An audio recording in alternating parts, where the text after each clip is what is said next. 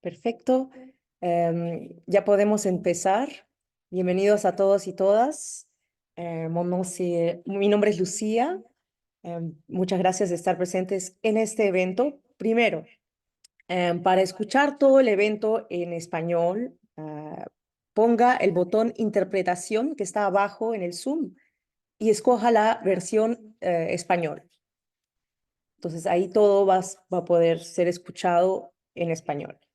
Donc, bonjour, tout le monde. Merci beaucoup pour être ici dans cet événement Israël, répression en Palestine et en Amérique latine. Donc, tout d'abord, j'aimerais commencer avec un détail technique. Pour écouter toute la conférence en français, vu qu'il y aura des panélistes puis des présentations en espagnol, il va falloir aller dans le bouton Interprétation avec un symbole de globe en bas, puis cliquer l'option Français, French, puis tout va pouvoir être écouté en français. Sans plus tarder, yo voy a por el resto de la conferencia hablar en español. Mi nombre es Lucía Flores, soy del colectivo Solidaridad Quebec Perú. Les doy la bienvenida a este evento, Israel Represión en Palestina y en América Latina, que hemos organizado para mostrar cómo Israel con las potencias imperialistas trabajan juntos para reprimir a los pueblos del mundo, ¿no? Hemos visto estos últimos meses un genocidio como es cometido por Israel con la complicidad de muchos estados como Canadá y Francia y otras las potencias imperialistas. Y también sabemos que existen pues represión, masacre en América Latina con los mismos actores implicados. Entonces, este evento es para hacer ¿no? enlaces sobre esos sucesos. Los organizadores del evento somos tres colectivos, pero de hecho, antes de entrar a la presentación de los organizadores, quisiera decir que primero después de la presentación de los organizadores y de los panelistas, va a haber un periodo de preguntas que uno va a poder escribir sus preguntas en el chat y ahí vamos a poder leerlas y los panelistas que están disponibles van a poder responder. Entonces, pues, para poder escuchar, traten de poner la versión Spanish, español. Entonces, yo, Lucía Flores, por el colectivo Solidaridad Quebec Perú, somos un colectivo que se creó el año pasado después del golpe de Estado contra el presidente electo Pedro Castillo. Hubieron masacres cuando el Estado peruano reprimió fuertemente al pueblo campesino, indígena, que salió a defender el voto. Y, em, y, em, y pues también hemos visto cómo Canadá tenía complicidad en esos hechos. Y, perdón, veo unos comentarios que no se escucha. No sé si aún no se escucha con la versión. Sí se escucha, ok. Bueno, vamos a seguir y si hay un problema pueden escribir en el chat. Perfecto, gracias. Entonces, la causa del pueblo palestino es algo muy importante para nuestro colectivo. Hemos salido a las manifestaciones y continuamos, ¿no? en esa lucha. Por eso nos pareció esta conferencia importante. Y ahora voy a poder pasar la palabra a Leila Celis del PASC, el proyecto Acompañamiento Solidaridad Colombia. Muchísimas gracias, Lucía, y gracias a todos y todas por estar con nosotros hoy. Lo que la gente que no escucha es porque tal vez seleccionaron mal en el botón de interpretación, así que solamente cambiarlo al idioma y eso va a permitir escuchar. Seguramente es eso el problema. Bueno, mi nombre es Leila y yo soy miembro del PASC, el Proyecto de Acompañamiento de Solidaridad Colombia, y el PASC, como su nombre lo indica, es una organización de solidaridad con Colombia y la solidaridad con Colombia se expresa en parte a través de un acompañamiento directo de parte de personas de acá, de Canadá y de Quebec, que van a Colombia a trabajar junto con organizaciones sociales que luchan en Colombia por la justicia, por la democracia, por disminuir o erradicar las desigualdades sociales en el país.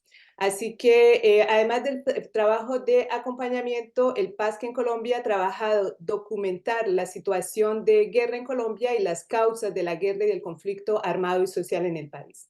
Yo voy a utilizar 2 minutos o 3 de esta presentación para dar algunos elementos de contexto sobre la implicación de Israel en este conflicto armado en Colombia. Hay una compañera que va a hablar después, más tarde, con una presentación completa sobre la actualidad de esa implicación de Israel en el conflicto en Colombia, pero yo voy a solamente mencionar 2 o 3 elementos que nos permiten crear la tela de fondo de esa implicación israelí en la guerra en Colombia. Y para ello voy a comenzar voy a dividir en 2 momentos la presentación. Primero diciendo que el gobierno de Israel y el Estado colombiano hasta muy recientemente, el gobierno colombiano desde hace un año es un gobierno democrático, así que las relaciones han cambiado fundamentalmente, pero hasta ese momento el Estado colombiano y el Estado israelí habían estado fuertemente entrelazados por una dinámica ideológica, por un compromiso ideológico de extrema derecha. Y ese compromiso ideológico de extrema derecha es en parte responsable de ese conflicto y de las características que él ha tomado en Colombia. Entonces, como la idea es presentar la responsabilidad, la participación israelí en el conflicto en Colombia, voy a mencionar 2 cosas pequeñas sobre las características del conflicto en Colombia y particularmente el paramilitarismo en Colombia, que es uno de los actores centrales de este conflicto. Entonces, el paramilitarismo en Colombia es la acción de grupos de grupos en los que participan gente con diferentes motivaciones ideológicas, todas de extrema derecha, pero también con intereses económicos y militaristas. Va a ser muy importante mencionar este hecho de que son intereses militaristas. Son escuadrones de la muerte, grupos de limpieza social que realizan una violencia indiscriminada contra la población en general y particularmente una violencia contra dirigentes sociales, organizaciones sociales, defensores de derechos humanos y organizaciones de izquierda.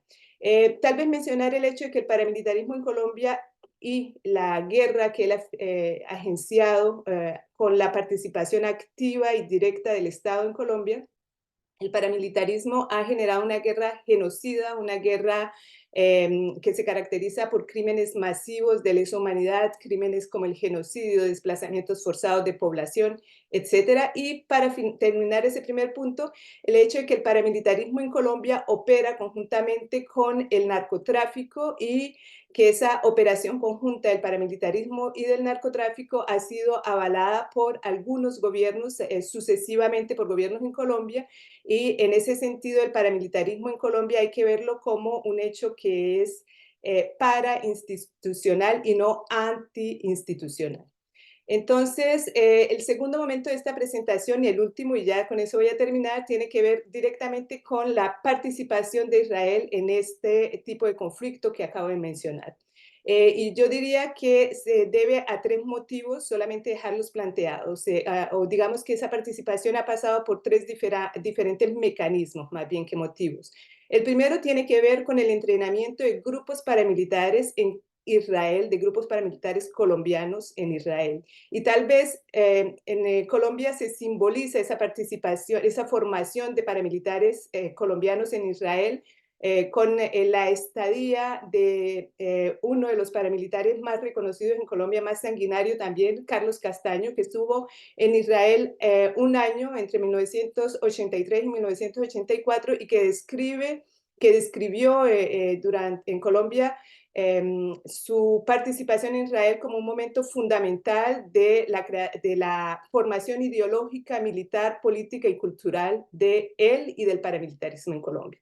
Entonces estamos hablando realmente de la incidencia por supuesto en términos militares, pero mucho más allá de la participación israelí en Colombia en ese sentido. El segundo tiene que ver con el entrenamiento de paramilitares en Colombia por parte de mercenarios israelíes. Y esto tiene que ver también con diferentes, primero con una mecánica de privatización de la guerra y la creación de mercenarios como forma de operación regular de esa guerra.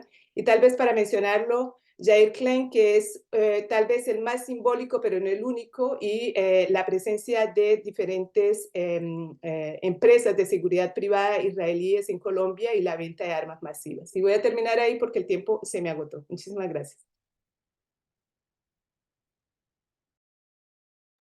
Gracias. Y el tercer colectivo coorganizador de este evento es el SDHPP UCAM, Solidaridad de los Derechos Humanos de las Palestinas y los Palestinos de la Universidad de Quebec en Montreal, un colectivo de estudiantes de la Universidad de Quebec Montreal que tiene como misión de la defensa de la causa palestina. Y pues eh, desde... sí. La acción del SDHPP UCAM se basa sobre también el hecho de que Canadá es cómplice de la ocupación sionista, lo ha sido desde el comienzo del proyecto sionista, que es el Estado de Israel, y lo sigue siendo. Entonces es cómplice de la guerra y de los crímenes que son cometidos por Israel contra Palestina, es cómplice y beneficia económicamente de ese apoyo. Apoyo al comienzo de octubre de este año que ha sido completamente abierto y después un cierto silencio cómplice, estratégico por momentos, y después, últimamente, después de mucha presión y manifestaciones internacionales, locales, hay una nueva postura canadiense que tratan de llevar a una neutralidad, que hablan de una crisis humanitaria en Gaza, ¿no? Pero de todas maneras que sigue siendo una posición de apoyo a lo que Israel está cometiendo. Entonces, ese es lo que trata de denunciar el colectivo SDHPP UCAM aquí en Montreal. Esos son para los colectivos coorganizadores del evento. Entonces, sin más tardar, voy a presentar al primer panelista de este evento que se llama Basil Faraj. Basil Faraj es un profesor de la Universidad Birzeit, que está en Palestina, en el Departamento de Filosofía y los Estudios Culturales, una profesora asistente. Basil ha completado su doctorado en Antropología y Sociología en el Instituto de Graduado de Ginebra en Suiza. Y su trabajo es sobre todo en prisioneros políticos, la violencia carceral y también investiga la circulación del conocimiento a través de los regímenes carcerales. Ha hecho trabajos en países como Palestina, Chile y Colombia. Como Basil está actualmente en Ramallah, en Palestina, y la diferencia del horario no ha podido hacer que esté presente con nosotros, pero nos ha pregrabado su contribución que vamos a poner al instante.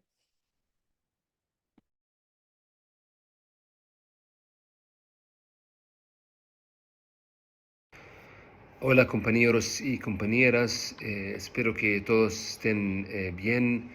Lamento mucho no poder estar en vivo con ustedes, pero el tiempo no va a funcionar. Pero igualmente les quería mandar este video y hablarles un poquito sobre lo que está pasando en Palestina. Como ustedes saben, estamos entrando el día 103 de esta guerra continua, esta guerra genocidia contra el pueblo palestino, que sigue propagando sus maneras de violencia y tortura contra el pueblo palestino en todo el territorio palestino, en Cisjordania, en la Franja de Gaza, en Jerusalén y en los territorios ocupados por el régimen militar en 1948. Como ustedes tal vez saben, esta guerra ya causó la matanza, el muerte de más de 24.000 palestinos, con más de 6-7.000 personas que están ahora desaparecidas, que nosotros todavía no sabemos dónde están, cómo está su situación en la Franja de Gaza. Y estamos también hablando de miles y miles y miles de personas que están heridas por lo que está pasando en la Franja de Gaza. E igualmente estamos hablando de personas, de palestinos que ya están, que fueron matados por el régimen militar en Cisjordania y también heridos. Pero igualmente yo les quiero hablar hoy sobre lo que está pasando dentro de las cárceles israelíes. Empezando en el 7 de octubre, entonces antes de casi más de 3 meses, pero igualmente les quería hablar sobre el régimen carcelario para entender lo que está pasando ahora durante esta guerra. Entonces, antes del 7 de octubre, cuando esta guerra genocidia empezó, el régimen militar israelí siempre utilizó su poder, su fuerza para detener a los palestinos, para capturar a los palestinos y ponerlos dentro de las cárceles. Antes del 7 de octubre, el régimen militar ocupó maneras diferentes de violencia y de tortura para detener a los palestinos y poder claramente controlar no solamente a los presos, pero igualmente a la población palestina. Pero antes del 7 de octubre, antes del comienzo de esta guerra continua, había más de 5.000 personas presos, palestinos presos. Ahora, hay que decir también que el régimen militar no trata a los palestinos, a los presos palestinos y palestinas como presos políticos. El régimen militar trata a los palestinos que están detenidos como criminales. Eso es muy importante también para tener en cuenta. Entonces, antes del 7 de octubre, el régimen militar tenía más de casi 5.600 palestinos presos y presas. Pero ¿qué pasó después del 7 de octubre? Exactamente con el comienzo de la guerra, el régimen militar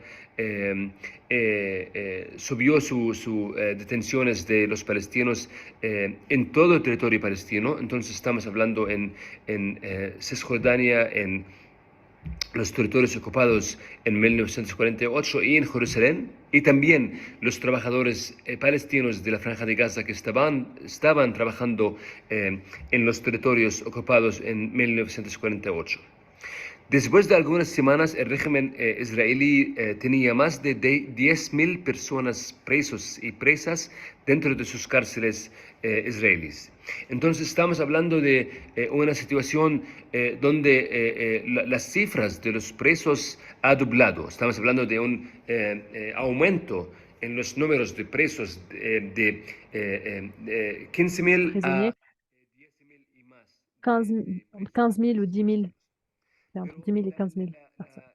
La violencia no terminó así, solamente Mais la violence, c'est pas los uniquement números y ces chiffres qui ont grimpé. de las detenciones en la Franja de Gaza y en Cisjordania y en Jerusalén y otros lugares de la Palestina histórica. Lo que pasó también dentro de las cárceles es que los israelíes, con el comienzo de la guerra, decidieron, y estoy hablando sobre las autoridades de las cárceles, pero también el gobierno israelí, que el gobierno decidió a subir la violencia dentro de las cárceles y empezó su guerra contra los presos. El 8 de octubre, el régimen militar y las autoridades carcelarios israelíes cortaron el acceso a la agua y la electricidad dentro de las celdas de los presos palestinos. Quitaron a todas sus ropas, sus libros, sus lápices, sus cartas de su familia, sus fotos, sus, todos sus materiales personales. Dejaron a los presos solamente con sus ropa, con sus ropa que estaban llevando. En algunas celdas quitaron a toda la ropa de los presos. En algunas dejaron a solamente una blusa, pantalón y blusa. Pero en general lo que pasó es que el régimen aumentó su violencia contra los presos, quitaron, como yo había hablado, a todas sus pertenencias personales, pero igualmente cerraron a las clínicas dentro de las cárceles y negaron a los presos la posibilidad de salir a ir a los hospitales y a las clínicas exteriores que quedan al exterior de las cárceles. Entonces estamos hablando de una situación donde los presos están ahora mismo totalmente isolados de sus queridos familiares, pero igualmente de los otros presos. También las autoridades israelíes decidieron a negar a los presos la posibilidad de comunicar con sus familiares, negaron el derecho de visitas de las familias y impusieron restricciones a la posibilidad de tener visitas de los abogados y abogadas. Igualmente, el régimen militar no solamente cortó el acceso a la agua y la electricidad, pero también decidieron a cortar el acceso al exterior de los presos palestinos. Entonces estamos hablando de una situación muy violenta, muy violenta en maneras que nunca hemos imaginado. De hecho, los presos en lo que podemos escuchar están describiendo una situación que es peor de los años 1977, cuando empezó la ocupación de Cisjordania y la Franja de Gaza. También estamos hablando de por lo menos 7 personas detenidos palestinos que fueron matados dentro de las cárceles por la tortura y la violencia que el régimen militar está infligiendo contra los presos. Pero también estamos escuchando que hay un número, que no sabemos cuánto, de los palestinos de la Franja de Gaza que fueron matados en un campo militar en el norte de nuestro país. Entonces, en general podemos decir que el régimen israelí, este régimen colonial, ya está, o por decirlo mejor, por los 3 meses pasados, está llevando a una guerra no solamente contra el pueblo palestino en la Franja de Gaza, en Cisjordania, en Jerusalén, pero también contra los palestinos en las cárceles. Estamos escuchando noticias que nos dice que el régimen militar realmente está lanzando su guerra, está siguiendo en sus maneras violentas y de tortura también contra los detenidos palestinos.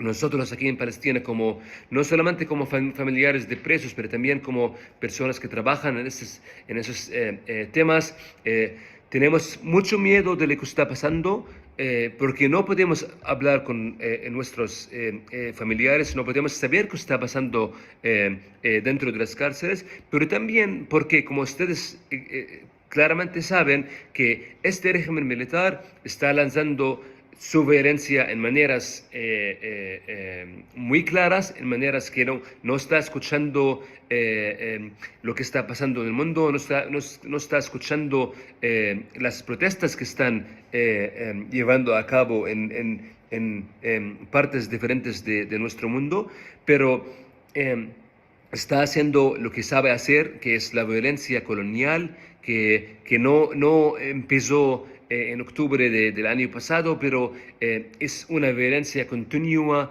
desde antes del 1948. Entonces, lo que quería decir hoy es que tenemos también que de enfocarnos sobre lo que está pasando dentro de las cárceles, no solamente porque hay violencia y tortura que está pasando, pero también porque es importante tener en cuenta que este régimen fascista, este régimen colonial, ya lanzó su guerra contra el pueblo palestino en todos sus lugares de residencia, pero también dentro de las cárceles. Entonces es muy importante enfocarnos de lo que está pasando en la Franja de Gaza y también en Cisjordania y dentro de las cárceles, porque lo que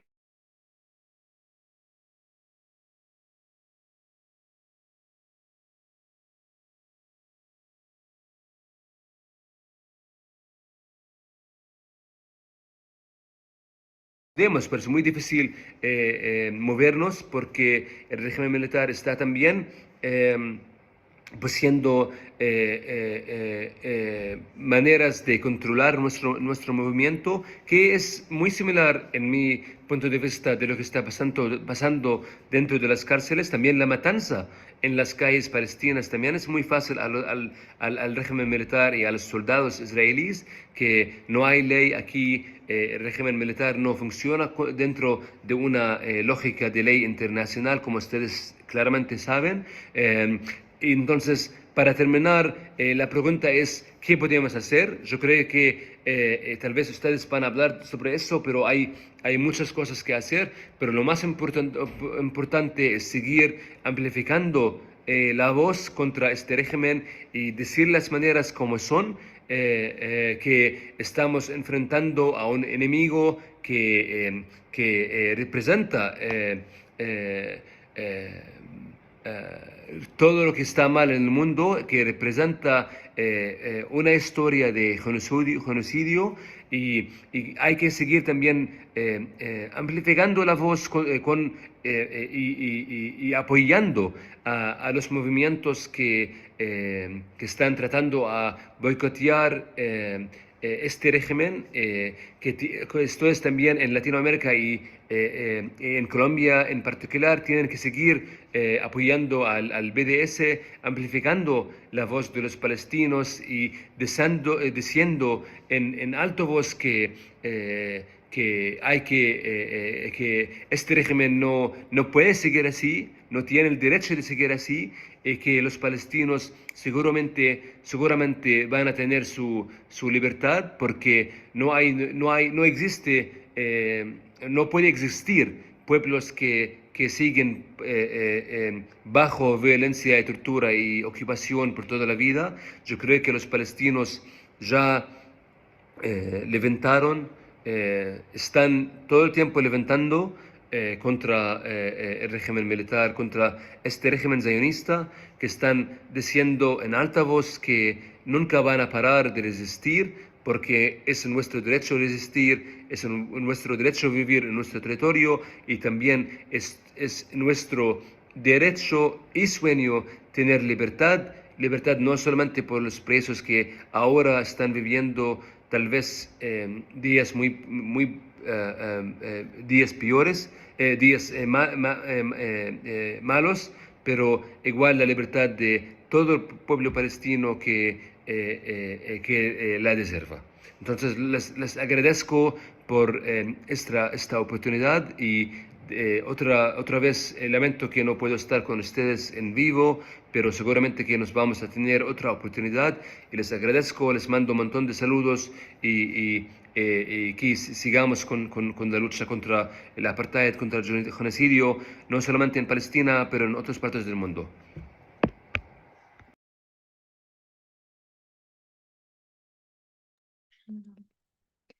Muchas gracias a Basil Faraj. Ahora vamos a ir con Wilfredo Robles.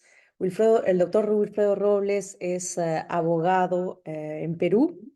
Él es el que asume la defensa, uno de los abogados que asume la defensa del expresidente Pedro Castillo, después que hubo el golpe de Estado contra él en diciembre de 2022. Eh, Él también está asumiendo la defensa de muchos luchadores sociales que son reprimidos por el régimen actual cívico-militar instalado que encabeza Dina Boluarte. Pues, adelante, doctor Robles. Sí, buenas tardes, compañeras y compañeros que se encuentran presentes en esta plataforma. Forme. Merci beaucoup de nous avoir invités. Israel, bueno, es muy aleccionador o muy, de manera muy precisa lo ha resumido el compañero que me antecedió en el uso de la palabra. Bueno, sobre el marco general quiero agregar solamente lo siguiente, porque la contracampaña de desinformación que está desplegando Israel y todo el bloque subordinado a Estados Unidos están planteando de que esta historia empezó el 7 de octubre del año pasado. O sea que hasta el 7 de octubre del año pasado todo era paz y felicidad, un poco más es lo que quieren decir, y que antes no hubo ningún problema, pero esto no es real. Y claro, lo refirió ahí el compañero respecto a 1948, lo que el pueblo palestino conoce como la Nakba, y que Israel denomina guerra de independencia. En realidad fue la gestación del Estado de Israel en base a una limpieza étnica y en base al genocidio. Y ahí los supuestos héroes como de Israel, como David Ben Gurión, discutieron, debatieron pues estos planes de limpieza étnica. Ahora, Donc les héros d'Israël. Limpieza étnica que oficialmente no ha sido reconocido y sus responsables nunca han sido procesados. Hay autores como incluso de nacionalidad israelí como Ilian Papé que a través de un libro dicen que bueno, para los tribunales podrían quedar no criminalizados, pero para la historia no. Y lo documenta muy bien en un libro precisamente titulado La limpieza étnica en Palestina. Como todos sabemos, para el caso de la ex Yugoslavia, se creó el Tribunal Especial, un tribunal especial del Tribunal Penal Internacional en La Haya. Y para el caso de Ruanda, un tribunal en Arusha, Tanzania. Pero nunca se creó un tribunal para el caso del genocidio y la limpieza étnica de Palestina. Hoy, Sudáfrica. Aujourd'hui, l'Afrique du Sud, justement, est en train de présenter un cas à la Cour pénale internationale en accusant Israël de commettre un génocide. Donc, ce qui est en débat, c'est la qualification juridique de ce qui est en train de se passer, de ce que nous observons ces jours-ci, en tant que génocide. Propaganda y de adoctrinamiento pro-sionista y pro-Estados Unidos lo niegan. Pues ellos transmiten las imágenes, pero niegan y dicen que eso no es un genocidio. Pero además, tal vez, claro, con mucho respeto a toda esta gran labor de Sudáfrica, muy respetable, muy loable, de un pueblo que ha sufrido precisamente esta política de limpieza étnica que tampoco nunca fue procesada. Los responsables nunca fueron procesados. Pero además ahí hay también limpieza étnica, es genocidio con limpieza étnica. Porque, por ejemplo, ya Israel ha generado el despoblamiento del norte de Gaza, por ejemplo, ¿no? Entonces, hay esa situación y hay Israel, en el caso concreto del Perú, está asociado siempre a la represión, a los crímenes de lesa humanidad, a implementar técnicas contra insurgentes, como fue en la guerra contra insurgentes de los años 80 y 90 del siglo pasado, en que asesores israelíes venían a brindar entrenamiento, no solo para las Fuerzas Armadas y policiales que actuaban formalmente en la guerra contrasubversiva, a los cuales entrenaban bajo criterios, por ejemplo, de que todo civil es un terrorista, que no podían darse, según esos criterios, el lujo de que si encontraban civiles dentro de un área rural, tenían que considerar de que todos eran terroristas, no podían correr el riesgo de dudar y pensar que podía ser un civil. Entonces, esto ha traído, por ejemplo, como consecuencia las ejecuciones extrajudiciales, cuya gran magnitud nunca ha sido y probablemente no será procesada. Pero además, entrenaron a grupos clandestinos que se crearon desde el Estado. Durante ellos, el asesoramiento israelí llega a partir del primer gobierno de Alan García en 1985.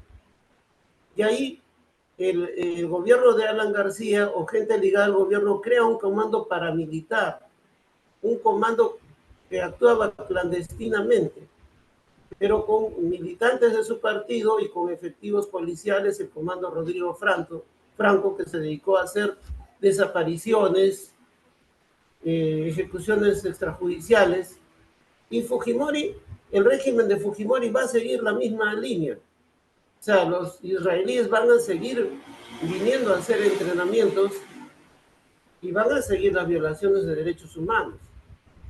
Entonces, incluso no solo en las ciudades, porque lo han procesado por matanzas en la Universidad de La Cantuta y en Barrios Altos en Lima, pero han quedado impunes muchas matanzas en las zonas rurales, por ejemplo, en la selva del Alto Guayana, la llamada Operación Aries, que fue un bombardeo, y ahí con Fujimori se crea aparece el denominado Grupo Colina, que en realidad era una unidad militar, ¿no? O sea, era un pelotón militar de inteligencia, pero que ellos hacían pasar como si fueran un grupo clandestino, no ligado al Estado.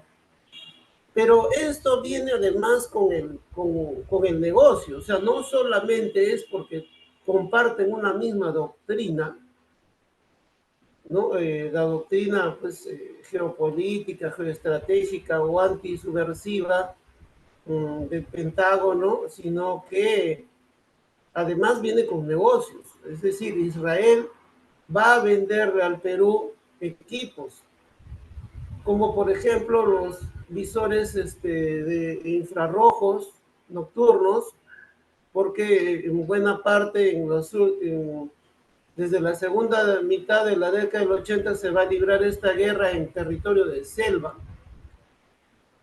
Vehículos blindados Kafir, que hasta el día de hoy los utilizan, ¿no?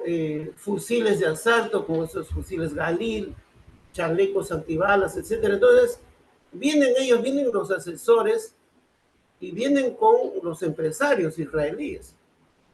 Es decir, Israel tiene un sector empresarial de la seguridad y de la contrainsurgencia.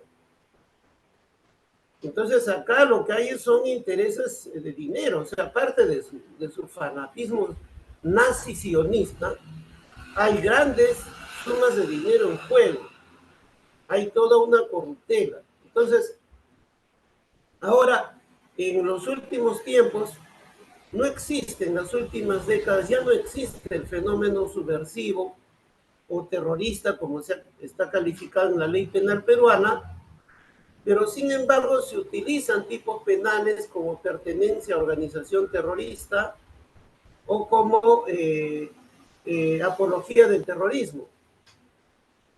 Cualquier opinión, por ejemplo, yo tengo un caso de un joven que en una red social dio su sentido pésame por la muerte de una persona condenada por terrorismo. Y dar el sentido pésame para ya ha sido motivo de que lo investiguen, de que eso es apología del terrorismo. Entonces, no se le puede dar el pésame. O sea, la deshumanización del condenado y del que le da el pésame y que pasa a ser criminalizado. Y hoy, hace poco en Israel, por ejemplo, han aprobado la Knesset, que es la Asamblea Legislativa, la ley de una nueva ley que plantea de consumo sistemático y continuo de publicaciones terroristas. Es decir, que si alguien dentro del territorio israelí dice, muy bien, Palestina, sigan resistiendo, ya viene la policía y te arresta, como ya ha pasado con muchos jóvenes o muchos ciudadanos israelíes, que una buena parte de ciudadanos israelíes son árabes, étnica y racialmente, y están siendo conducidos a las cárceles solo por manifestar su rechazo y su desacuerdo con esta operación genocida, de guerra genocida que está haciendo Israel. Entonces, es un año de prisión efectiva. Y eso es calificado como terrorismo. Y acá, similarmente, pues es la misma doctrina y es lo que está aplicando también la dictadura cuando desde el 7 de diciembre del 2022 dieron un golpe de Estado, precisamente todos estos grupos políticos que han posibilitado luego la ocupación territorial del Perú por fuerzas militares de Estados Unidos y que siguen haciendo negocios con Israel y que ante las protestas de población desarmada han aplicado precisamente tácticas de la guerra antisubversiva pasada, asesorada por Israel, que era una guerra antisubversiva contra grupos armados, pero ahora es contra masas desarmadas que exigen el respeto de su voto, que fue por el presidente Pedro Castillo, que es un campesino, un profesor rural, un profesor campesino, y que nunca fue aceptado por las clases dominantes y por el Departamento de Estado de los Estados Unidos. Entonces, se han aplicado ejecuciones extrajudiciales, muchas de ellas cometidas con los fusiles de fabricación israelí marca Galil, por ejemplo, ¿no? Entonces, o sea, Israel está omnipresente siempre en el tema represivo y además, y eso siempre ligado a rindentes negocios, como lo van a hacer ahora en Ecuador, o como ya lo están haciendo en Ecuador, ¿no? O sea, esto es el corolario de todo un gran negocio. Y es que acá en el Perú la situación no está lejos del Ecuador. Las sets de televisión se dedican a teorizar sobre qué grave la situación en Ecuador, pero la situación en el Perú es tan o más grave porque estas bandas criminales campean en diversos distritos, provincias para extorsionar, para aplicar sicariato, asesinar, asaltar y no les pasa nada. O sea, al parecer el mismo Estado, en este caso regido por un gobierno de facto neofascista, está propiciando el incremento de la delincuencia para decir, bueno, lo único que nos queda es declarar el estado de sitio, hacer convenios con países muy exitosos como Israel, traer asesores israelíes decir que ya pues también los delincuentes de las bandas son terroristas y también pues vendan los chalecos antibalas, vendan los vehículos, vendan los visores nocturnos, etcétera, etcétera. Entonces, no encuentro yo otra explicación, porque de hecho que en logística, en entrenamiento, en doctrina, en temas de la capacidad de inteligencia que tienen las Fuerzas Armadas y Fuerzas Policiales peruanas, obviamente están muy por encima de estas bandas de delincuentes comunes. Entonces, es inexplicable que no puedan tener un control. Y lo mismo es de Ecuador. O sea, no puede ser que, o sea, unas bandas de delincuentuchos puedan retar y poner en jaque a Fuerzas Armadas, Fuerzas Policiales de ese nivel. Eso no tiene sentido. Es que ellos están generando esta situación y a la vez es un factor de terror, porque la gente anda más atemorizada de la delincuencia común, la mantiene intimidada y obviamente no va a salir, pues no se va a preocupar de otros problemas con el Estado, con los poderes económicos. Esa es la reflexión que podríamos hacer interrelacionando realidades, tal como ha sido la orientación y los ejes de este foro. Gracias. Muchísimas gracias, doctor Robles. Muchísimas gracias. Vamos a pasar ahorita a la tercera panelista, Isabel Rickers. Isabel está en el colectivo Tadamun Antimili de Colombia, un colectivo que lleva 10 años en Colombia, parte de la campaña BDS. BDS es boicot, de desinvestismo, bueno, podría tal vez explicarlo en español porque yo lo sé en francés. Bueno, que lleva a cabo investigaciones sobre militarización y llevando a cabo campañas contra empresas colombianas para que dejen de contratar con empresas de Israel del apartheid como la G4S, Cemex, HP, entre otras. Muchas gracias, Isabel, por favor. Hola, hola, muchas gracias. Gracias a Wilfredo y a Basil por sus presentaciones y por el espacio para hablar. Como decía la compañera, mi colectivo Tadamun Antimili hace parte de un movimiento internacional de boicot, desinversiones y sanciones al Estado de Israel, que responde a un llamado desde la sociedad civil palestina desde el año 2005 a organizarnos alrededor del mundo en solidaridad con el pueblo palestino para hacer cumplir el derecho internacional y los derechos humanos, y es un llamado que hoy más que nunca es urgente y nos corresponde a todas las personas alrededor del mundo. Yo les voy a compartir ahorita un poco más en detalle sobre la relación entre Colombia e Israel, especialmente en términos militares. Ya al inicio escuchamos un poquito de contexto y también voy a dar un poquito de ese contexto de qué es lo que permite que existan estas relaciones militares entre Israel y Colombia.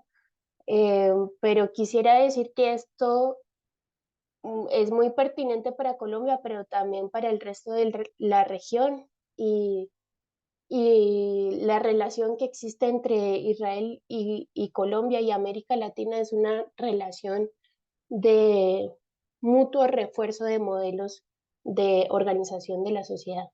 Y antes de entrar un poco como a comentarles cómo vemos eso, quisiera simplemente traer una imagen y no la tengo como tal, pero la voy a describir. Ahorita Basil nos estaba hablando sobre la situación en las cárceles palestinas. Están desnudando a las personas y fotografiándolas eh, en condiciones degradantes, digámoslo así, tratar de mostrar los cuerpos de las personas que están privadas de su libertad en cárceles israelíes de manera degradante. Y les voy a decir que cuando yo vi esas imágenes inicialmente, a mí se me fue el corazón al estómago porque son imágenes que recuerdan las imágenes que salieron durante el año pasado de las cárceles en El Salvador, de la situación de tortura y condiciones inhumanas que están viviendo las personas privadas de su libertad en El Salvador. Entonces, la región de América Latina e Israel se refuerzan mutuamente en las herramientas, en los modelos de represión que utilizan contra nuestros pueblos. Y eso también lo podemos ver con la situación de las relaciones entre Colombia e Israel y les voy a ir contando un poquito sobre eso. Las relaciones diplomáticas entre Colombia e Israel empezaron en 1949, es decir, muy poco después de la Nakba de la instalación del Estado de Israel, pero empiezan a fortalecerse en los años 70, 80, 90 en términos comerciales y especialmente en ese intercambio militar. Y en Colombia, en el 2013, tuvimos un tratado de libre comercio que se firmó y que se ratificó en agosto del 2020. Ese TLC, si miramos las relaciones comerciales entre Colombia e Israel en términos generales, en el 2010 teníamos cerca del 50% de las importaciones de Israel a Colombia como importaciones militares, que se proyecta que van a seguir creciendo. Y de las exportaciones de Colombia a Israel, más del 94% eran exportaciones de carbón y de empresas multinacionales. Entonces, si vemos estos porcentajes, nos habla un poquito de los modelos económicos que existen en Colombia y en Israel. En Colombia tenemos un modelo económico que además de ser capitalista es un modelo extractivista que da mucho poder y muchas ganancias a empresas multinacionales que entrega el territorio a estas empresas a costa de las personas y las comunidades habitantes de los territorios y que defiende este modelo económico eh, por medio de fuerzas armadas ilegales del Estado.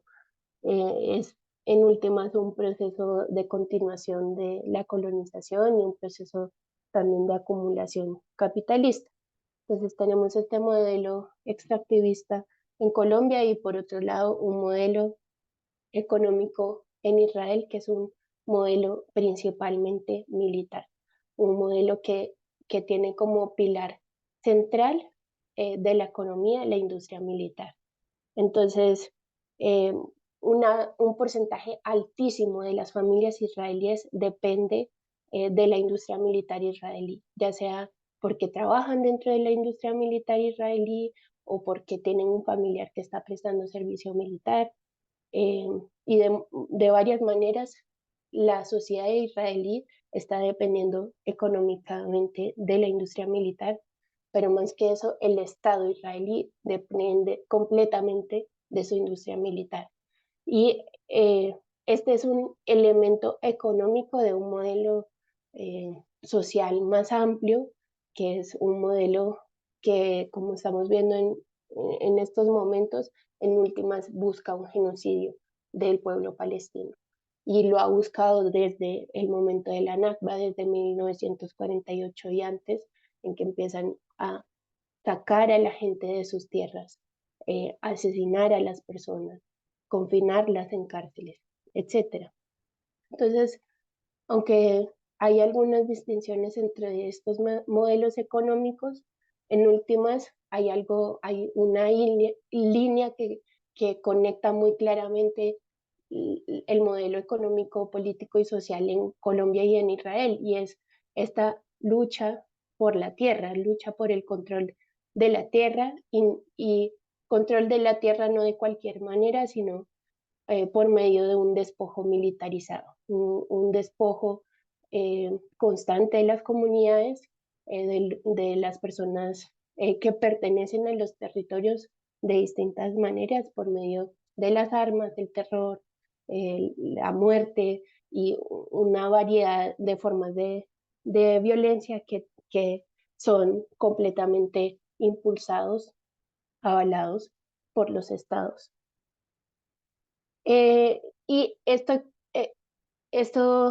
esto lleva a una relación natural entre Colombia e Israel en términos de relaciones militares, porque hay tanto una perspectiva sobre nuestra gente similar, o sea, la perspectiva de Israel sobre los palestinos es similar a la perspectiva de los estados latinoamericanos y colombianos sobre la gente, y las tecnologías, por lo tanto, sirven muy fácilmente, se traducen pues entre un contexto y el otro.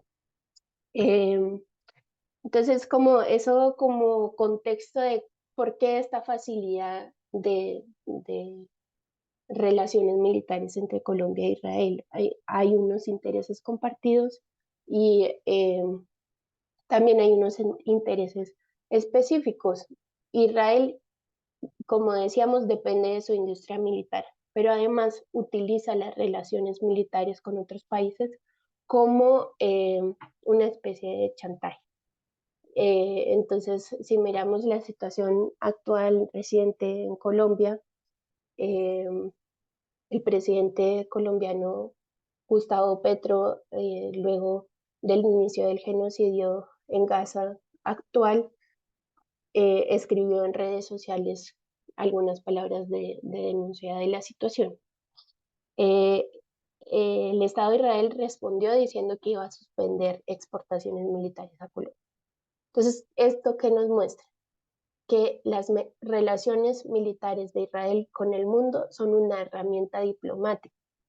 Israel chantajea al resto del mundo diciendo, si tú no me apoyas diplomáticamente, si no apoyas sin ninguna reserva lo que yo hago, incluido el genocidio, pues te voy a quitar las armas, la tecnología militar y de represión que tú utilizas para reprimir a tu pueblo. Y por otro lado tenemos a un Estado colombiano que tiene un interés en esas relaciones militares porque quiere aumentar su capacidad letal y de represión, y eso ha sido una constante y sigue siendo una constante en Colombia y en otras partes de la región.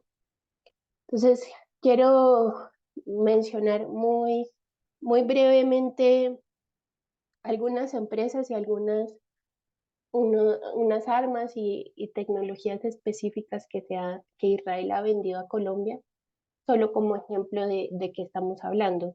Y hay una cantidad enorme, además porque esto es una relación que existe hace décadas, pero quiero mencionar muy rápidamente unas ventas que pasaron hace menos de un año. Entonces, eh, el actual gobierno en Colombia ha hablado de cambiar la doctrina militar y de seguridad en Colombia y ha empezado a hablar de un programa de paz total. Desafortunadamente eso no ha transformado significativamente la relación militar con Israel. Entre diciembre del 2022 y enero del 2023, es decir, más o menos hace un año, el gobierno colombiano tuvo compras de armas, no solamente de Israel, sino en general, de más de 390 millones de dólares. Y de esas, varias fueron a empresas israelíes. Entonces tuvimos compras a la empresa Elbit Systems, es una empresa israelí, una de las más grandes de Israel. Israel Aerospace Industries y Rafael. Estas tres empresas son tres de las empresas más significativas de Israel en términos militares. Y el gobierno de Petro compró artillería, firmó contratos para mantenimiento de aviones militares Kefir, compró un sistema de defensa aérea que se llama Barak MX, firmó un contrato de mantenimiento de misiles de Spike de los helicópteros Arpía, para mencionar brevemente algo sobre este helicóptero Arpía, creo que nos muestra o le pone un poco más de cara a qué estamos hablando con estas armas. El helicóptero Arpía es como un mutante, es una variante colombiana de un helicóptero militar que existe en varias partes del mundo. Se llama, o sea, el original se llama Black Hawk, y en Colombia se inventaron esta Arpía, que es básicamente volver peor el Black Hawk. Se le agregaron al Black Hawk, que es un helicóptero producido por la empresa militar más grande del mundo, Lockheed Martin, misiles de Rafael, esta empresa israelí tan grande, simplemente para aumentar su capacidad letal.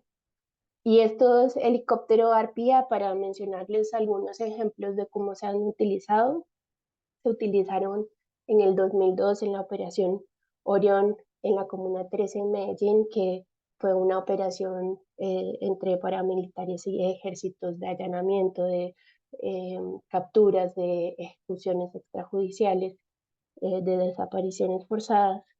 En el 2007 se utilizó para ametrallar contra campesinos en el norte de Santander.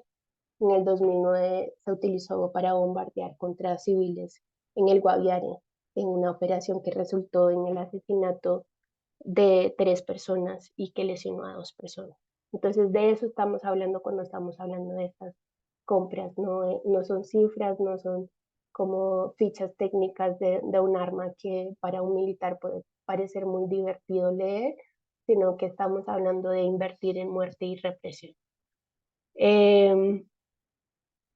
Y lo último que quería mencionar sobre como esta real actualidad de la relación militar entre Colombia e Israel es que yo mencionaba ahorita eh, que cuando empezó el actual genocidio en Gaza, el presidente Petro salió en redes sociales condenando la situación, y Petro ha tomado algunas acciones simbólicas importantes. Por ejemplo, apoyó el caso que está llevando Sudáfrica para condenar a Israel por genocidio, por el crimen de genocidio. También en redes sociales dijo que debería haber un embargo militar a toda empresa, digo, todo país que hubiera votado en contra o que se hubiera, eh, o que hubiera que es, bueno, no sé cómo decir eso, que se abstuvo del voto por el cesar el fuego en Gaza. Sin embargo,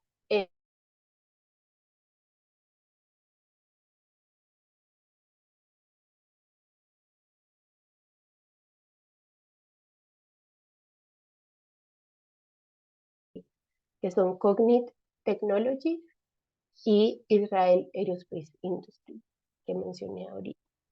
Entonces, por un lado tenemos un rechazo simbólico a la situación actual en Gaza, que es importante porque desafortunadamente los estándares están tan bajitos en este momento que los estados ni siquiera están condenando abiertamente y contundentemente el genocidio que se está cometiendo, pero necesitamos que eso se traduzca en una transformación real de las relaciones militares entre Colombia e Israel y el resto de la región, porque lo que estamos eh, debatiendo acá es que debe haber un embargo militar integral a Israel, y debe ser un embargo militar que se respalde desde todo el mundo.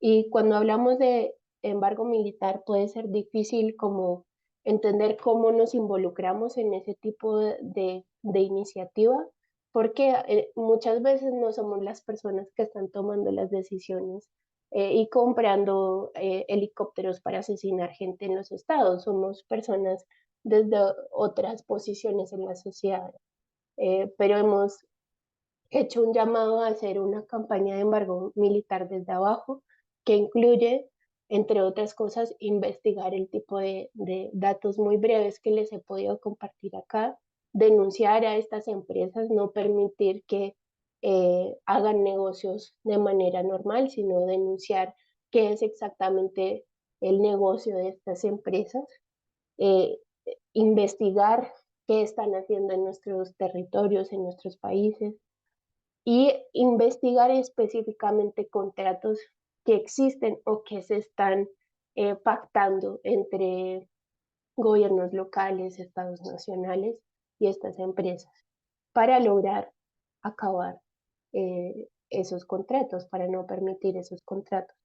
Y acá específicamente hemos también trabajado mucho para limitar la presencia de empresas israelíes en ferias de armas y de hecho acabar las ferias de armas que hay en nuestros territorios. Entonces, sí, tuvimos presentes a 2 empresas israelíes en Expo Defensa en diciembre del año pasado, pero inicialmente estaban proyectadas muchísimas más empresas, estaba proyectado que estuviera presente la Embajada de Israel y en parte, gracias a la presión y gracias a esta situación de tensión por el genocidio en Gaza, se limitó a 2 empresas. Entonces, podemos seguir presionando y este es un momento en que no podemos dejar de presionar para que efectivamente haya un embargo militar integral sobre Israel.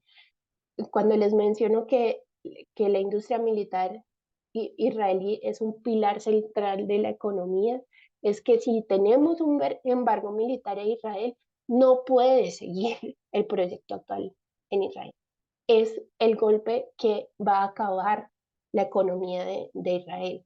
Entonces, les invito a pensarse es, cómo desde los lugares en los que están pueden aportar a esta campaña y más ampliamente a la estrategia coordinada, estratégica de boicot y desinversiones y sanciones al Estado de Israel como una forma real, efectiva de solidaridad con Palestina y una solidaridad no entendida como una forma de caridad o de ayuda a un pueblo que está sufriendo mucho, sino justamente como entendida como una estrategia para nuestra propia liberación, porque en últimas, eh, así como es natural para ellos construir estas relaciones militares, es completamente sensato y necesario que nos unamos y compartamos nuestras luchas.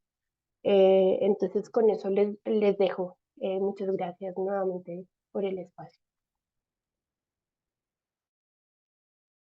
Muchísimas gracias, Isabel. Muchas gracias. Eso concluye las presentaciones. Ahorita vamos a ir al periodo de preguntas. Entonces, por favor, escriban sus preguntas en el chat y las vamos a leer y responder.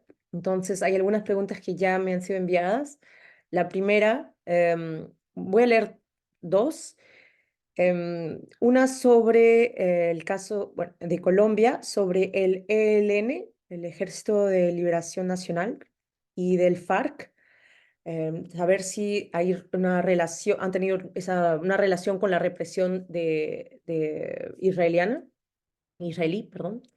Y la segunda pregunta de esa persona es si ustedes ven alguna o cómo se podría analizar, ¿no?, la relación, similitudes o diferencias entre la relación de los indígenas de América Latina con el pueblo palestino y los colones israelíes con, digamos, los criollos de América Latina, o cuáles son similitudes o diferencias que uno puede pensar. Entonces, esas dos preguntas, y el que Isabel o Wilfredo, si quieren tomar una de las dos, o Leila también.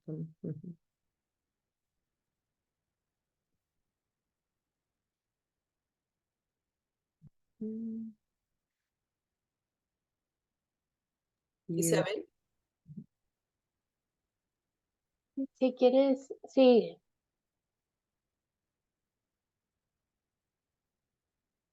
sobre la represión de Israel a los ALN y al FARC.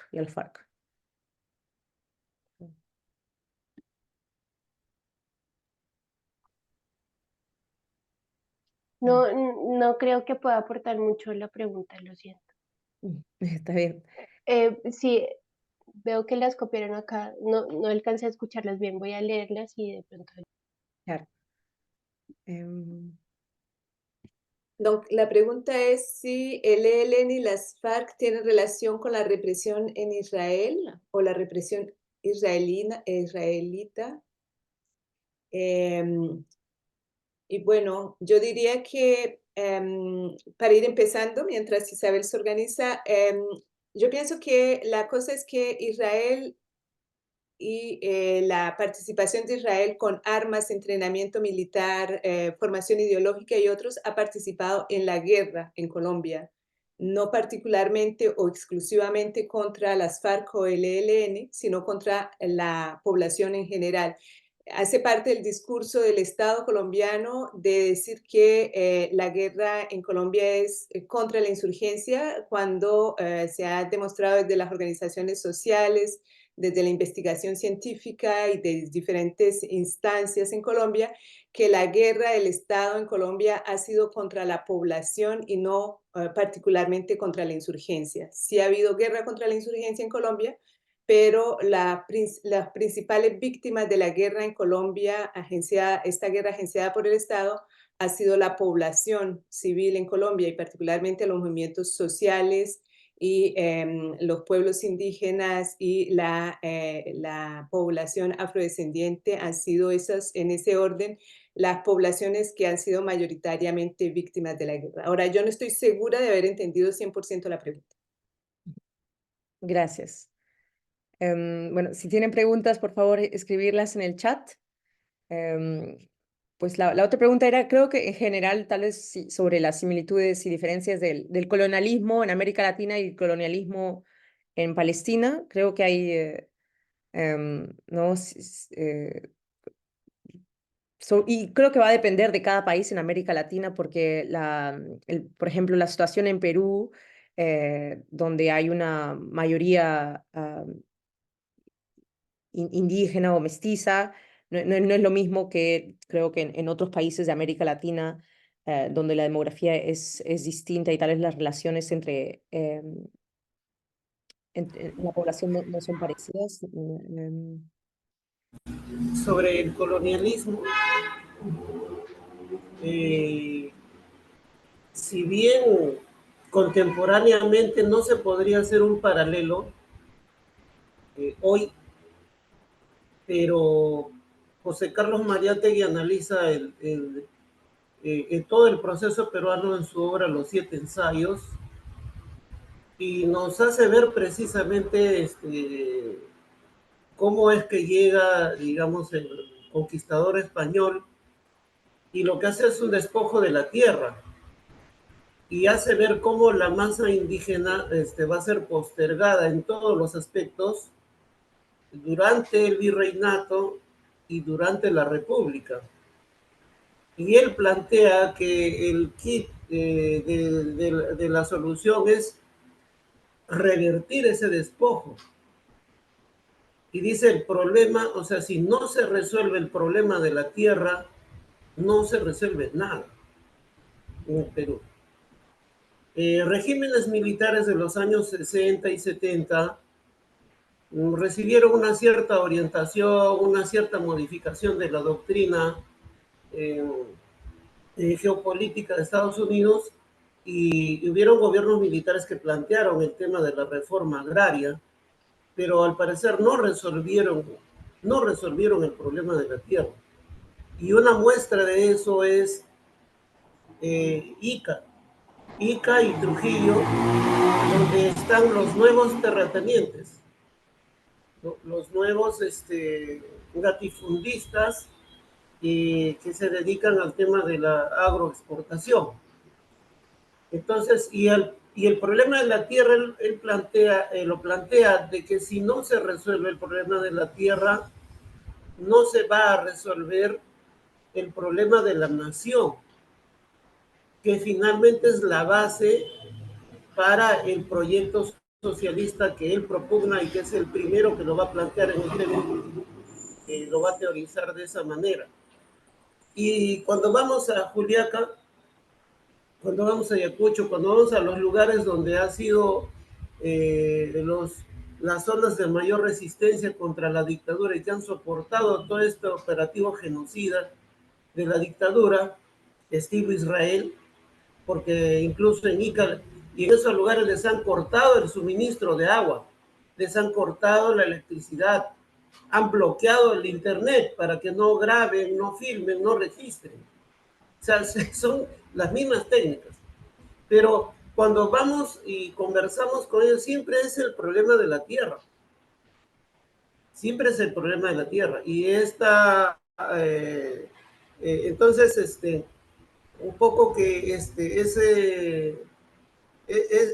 digamos, Israel no es, digamos, algo sui generis, es simplemente la continuación de una línea colonial. Esas limpiezas étnicas y todo, no es sino la línea que incluso Estados Unidos aplicó, ¿no? Y sin reconocerlo plenamente hasta ahora, la política digamos, de la segregación racial, ¿no? Es lo que aplicaron los colonialistas en Canadá con la población indígena.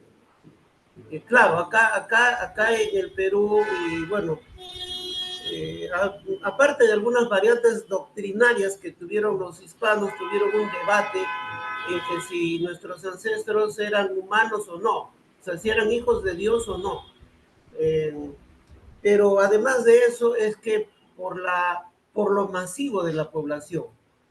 Los españoles, según se dice, encontraron un imperio inca de unos cantidad de habitantes entre 10 a 12 millones. Al final del virreinato quedaban 2 millones. Entonces, o sea, es la misma secuencia. Los británicos lo que aplicaron en la India es la misma línea. O sea, Israel es un engendro creado y producto de las potencias coloniales. Y bueno, su más grande maestro, aunque a ellos no les gusta que le recuerden a el Tercer Reich, que es simplemente continuación de eso. Solo esa breve atingencia. Muchas gracias, doctor Orles. Voy a leer, bastantes preguntas han llegado. Bueno, había una que era sobre el jefe policial de la región de Ayacucho que hubo durante la protesta del 15 de diciembre de 2022, era Antero Rosendo Mejía Espajadillo. Es también, bueno, el masacre de Ayacucho. Si tenía alguna información actualmente sobre este perpetrador de la masacre contra el pueblo de Ayacucho, Perú. También había otra pregunta sobre, bueno, quería mencionar la participación del imperialismo norteamericano por detrás de los sucesos en América Latina y poder relacionarlo con la guerra en Israel. ¿Cómo vincular nuestras luchas particulares con el principal promotor de nuestros problemas, como lo es el imperialismo? Es una segunda pregunta. Y tercera pregunta, por el momento, es si en Perú están manifestando en apoyo a Palestina.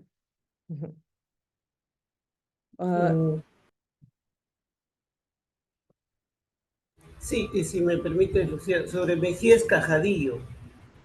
No sé, yo quisiera pedir permiso para compartir un breve documento. A ver, ¿Se puede? sí, trate de pedir permiso. Sí, le voy a autorizar ya mismo. Empiece y me dice si no logra hacerlo, yo estoy haciendo la autorización ahora. Sí, ¿se puede ver, por favor? Sí, está bien. Sí, este señor que ha sido uno de los responsables de la matanza, como dice quien preguntó, ha sido premiado.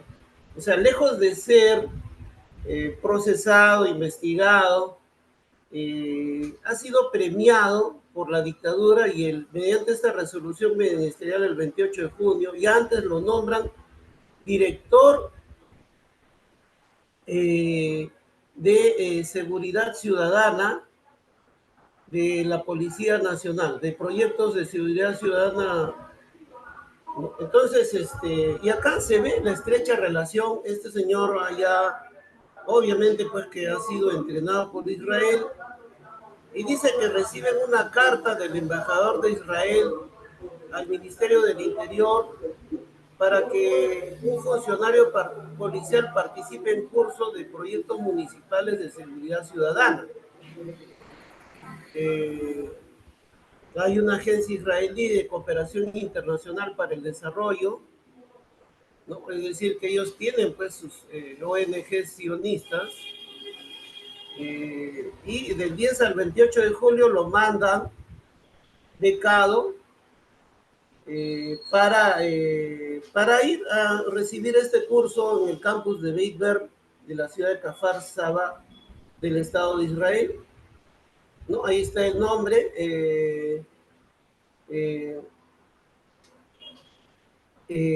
Antero Rosendo Mejías Cajadillo ha sido seleccionado por el Instituto Internacional para el Liderazgo.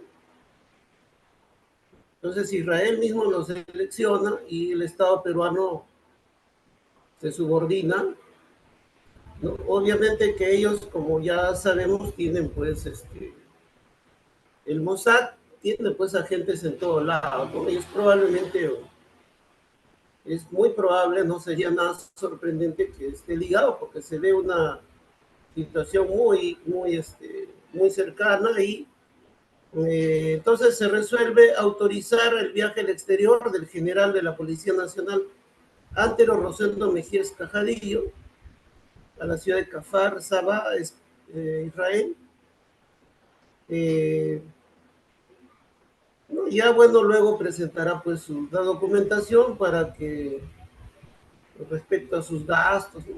Entonces, esa es la situación. Entonces, lo que hace la dictadura acá es premiar a esta gente, ¿no? Y vemos que la vinculación muy estrecha que hay.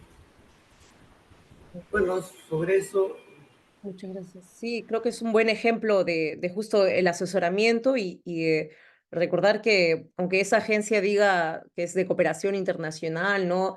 Me recuerda a la Agencia de los Estados Unidos para el Desarrollo Internacional que también bajo lo de cooperación internacional tenían agentes en América Latina que ¿no? mostraban técnicas de tortura y que han apoyado, ¿no? en el entrenamiento. Entonces, aunque sean ONGs, no significa que realmente lo sean. También otras preguntas. Ya vamos a concluir en los próximos, digamos, 10 minutos para eh, para terminar, para concluir, bueno, había una pregunta sobre el movimiento de boicot, desinversiones y sanciones en Latinoamérica, una pregunta más para Isabel, creo. Tal vez si hay empresas sobre las cuales debemos enfocarnos desde el contexto y las acciones en común que podemos tomar desde nuestro lado del mundo. Y bueno, tal vez poner, si hay enlaces para que podamos leer más sobre el movimiento boicot, desinversiones, sanciones. También es un movimiento mundial, ¿no? Isabel, por favor. Eh, sí, ya respondo la pregunta. Sí, quería decir además, eh, digamos, de la pregunta anterior sobre los vínculos entre personas indígenas en América Latina y Palestina, pues creo que Wilfredo acaba de dar unas luces bien interesantes, pero también decir, quiero mencionar una frase que he escuchado de muchas personas palestinas, y es que dicen con respecto a la quema por parte de israelíes, colonos israelíes, de olivos, los árboles de aceitunas que históricamente han existido en Palestina y que han sido cuidados por familias palestinas, eh, que si los colonos israelíes pertenecieran a la tierra, no atacarían los árboles, los olivos. Y esa frase lo dicen tal cual así, si pertenecieran a la tierra, siempre me ha parecido como muy clara y quizás personas de otros lados lo expresarían de otra manera, pero esta relación de pertenecer a un territorio, a un lugar, a una tierra, es una relación que se comparte en Palestina y en América Latina y en Colombia. Y esa relación es la que ataca constantemente, porque como dice Wilfredo, el punto en común es la tierra, el punto en común es que hay un modelo económico, político y social que se basa en acumular tierra, entre otras cosas, completamente a costa de las comunidades que pertenecen a esas tierras. Eh, se, se saca a la gente, se asesina a la gente, se manda al exilio a la gente y un sinnúmero de prácticas más de represión para sacarles de sus territorios y tomar esos territorios para otros intereses de acumulación y de poder y de proyectos raciales coloniales. Y eso es lo que se vive acá y lo que se ve allá.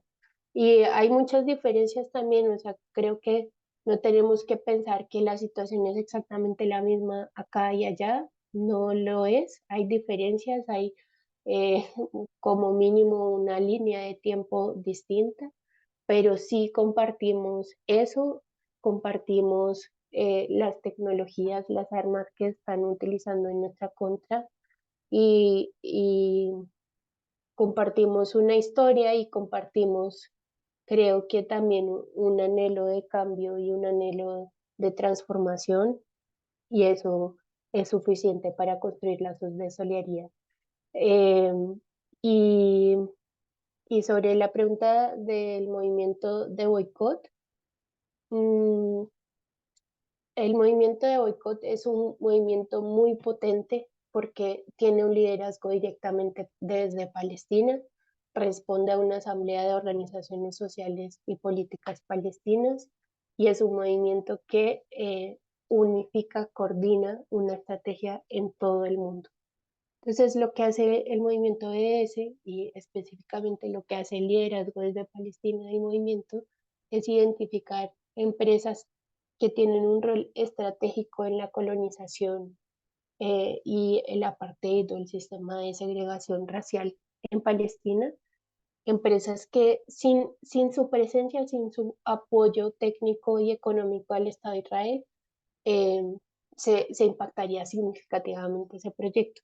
Entonces, si viéramos las listas que la cantidad de empresas que están presentes en Israel son un montón, así como están acá. Pero el movimiento BDS lo que hace es identificar objetivos estratégicos, objetivos que podemos alcanzar por medio de acción coordinada, conjunta y persistente, y objetivos que van a tener un impacto político y económico significativo. Yo mencioné algunas empresas ahorita militares que son las más importantes israelíes y esas son empresas que a veces desde el consumo, desde la persona individual es un poco difícil lograr tener como una estrategia de boicot porque creo que nadie acá está comprando misiles ni drones del nivel que vende Elbit, pero sí es importante denunciar a esas empresas, como mencionaba antes. Pero también hay otras empresas que es un poco más fácil que tengamos una estrategia de boicot, eh, que ojalá no se quede solamente en nosotras, sino que se coordine con nuestro vecindario, con nuestro grupo de estudiantes, con nuestro lugar de trabajo. Y un ejemplo de eso es la campaña de boicot a Hewlett Packard, o también conocida como HP, que es la empresa que varias personas compran sus computadores o impresoras de esa empresa. Acá en Colombia tenemos, por ejemplo, una campaña de boicot a HP.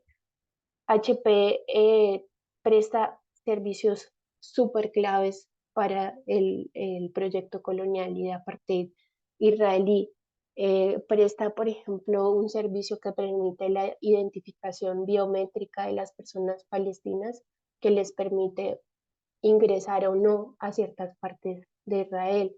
Vende tecnología que sirve para el sistema de bombardeo del ejército israelí y una serie de tecnologías más. Pero, digamos, les invito a leer un poco más sobre el involucramiento de HP en la colonización, el genocidio y el apartheid en Palestina, y a no comprar HP y a lograr que su universidad no compre HP y que su, sus distintos lugares en los que habiten no tengan contratos con esta empresa. Y dos empresas más, digamos que sé que tenemos poco tiempo, son dos empresas que lo mismo es un poco difícil boicotear. Son Amazon y Google. Amazon y Google tienen un contrato de manejo del sistema de la nube de todo el Estado israelí. Eso quiere decir que Amazon y Google hacen posible toda la gestión de la información del Estado israelí. Eso incluye el sistema de segregación racial, el sistema que dice, tú puedes entrar acá, tú no, tú eres palestino y tienes estos derechos y puedes ser judicializado bajo este sistema legal, tú no, tú puedes hacer arreglos a tu casa, tú no, etcétera, etcétera. Manejan toda la información del ejército israelí.